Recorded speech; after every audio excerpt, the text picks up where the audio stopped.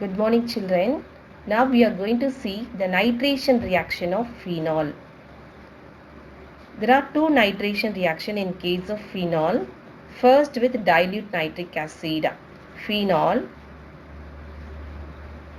when it reacts with dilute nitric acid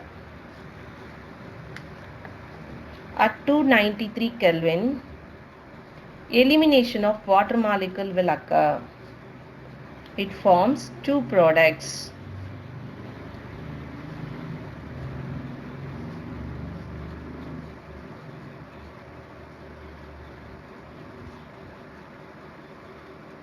This is orthonitrophenol and this is paranitrophenol. Now let us see the next reaction. Reaction of phenol with concentrated nitric acid in presence of concentrated sulfuric acid. Phenol is a very important reaction. Phenol, when it reacts with concentrated nitric acid in presence of concentrated sulfuric acid, it produces a very important compound, that is 2,4,6 trinitrophenol. The compound formed is 2,4,6 trinitrophenol. It is also called as picric acid. It's a very important reaction. It also called as picric acid. Now let us see the next reaction, that is sulfonation. Phenol, when it undergoes sulfonation, you all know that sulfonation reaction occurs in presence of concentrated sulfuric acid. At 373 Kelvin, it forms two products. 2-hydroxybenzene sulfonic acid and 4-hydroxybenzene sulfonic acid. This is 2-hydroxybenzene sulfonic acid, whereas this is 4-hydroxybenzene sulfonic acid. Clear, children?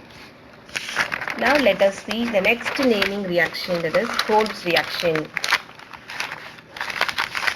It's also a very important reaction. The reaction starts with sodium phenoxide. When sodium phenoxide reacts with carbon dioxide at 400 Kelvin and 6 to 7 atmospheric pressure, it forms an intermediate compound. It forms an intermediate compound, that is sodium acetate. This will undergo a rearrangement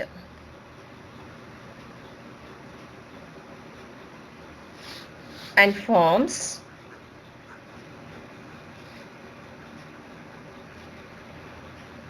sodium salicylate. This is sodium salicylate.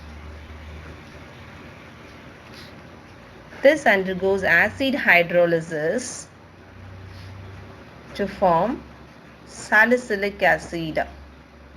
This is the formula for salicylic acid. Once again, children, sodium phenoxide, when it is treated with carbon dioxide gas at 400 Kelvin to 6 to 7 atmospheric pressure, it forms sodium salicylate. This undergoes a rearrangement and acid hydrolysis to form a salicylic acid. Now let us see the next naming reaction, Riemer-Tiemann reaction. There are two reactions in case of Riemer-Tiemann reaction. One with chloroform and sodium hydroxide, another with carbon tetrachloride and sodium hydroxide. Now let us see the first reaction, the reaction of phenol with chloroform and sodium hydroxide. Phenol,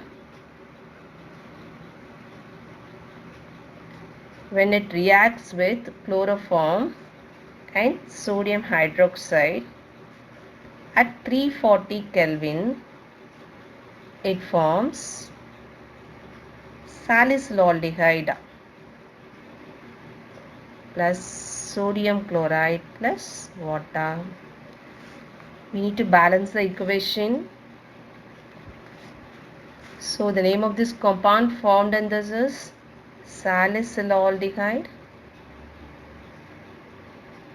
Now let us see the next reaction, that is Riemann-Tiemann's next reaction with carbon tetrachloride and sodium hydroxide.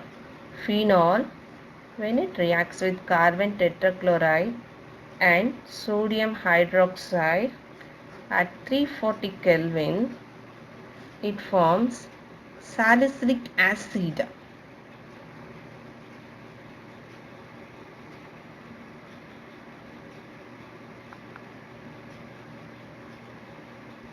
Right, children?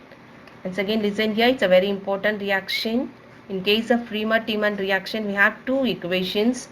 The reaction of phenol with carbon tetrachloride and sodium hydroxide, and reaction of phenol with the chloroform and sodium hydroxide.